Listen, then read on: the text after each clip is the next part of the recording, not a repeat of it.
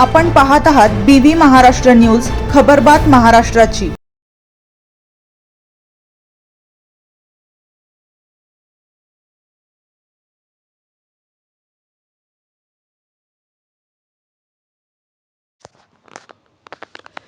ठेंगोडा येथे हिवताप प्रतिरोधक महिन्यानिमित्त जनजागृती प्रभात फेरी व कंटेनर सर्वेक्षण संपन्न।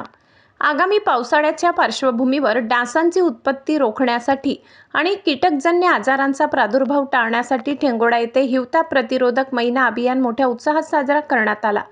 हिवतापाला शून्य करू, माझ्यापासून सुरुवात करू या संकल्पनेला अनुसरून गावात विविध जनजागृतीपर उपक्रम राबविण्यात आले। सकाळी गावातील मुख्य मार्गावरून उत्साहात प्रभात फेरी काढण्यात आली। यावेळी आरोग्य विभागाचे कर्मचारी, स्थानिक पदाधिकारी आणि शालेय विद्यार्थ्यांनी हातात फलक घेऊन नागरिकांचे लक्ष वेधून घेतले। प्रभात फेरीसोबतच गावात प्रत्यक्ष दूषित पाणी साठे तपासणी मोहीम राबविण्यात आली। यामध्ये साचलेले पाणी, उघडे रांजण, कुंडे आणि टायर यांची तपासणी करून डासांची उत्पत्ती स्थाने नष्ट करण्यात आली।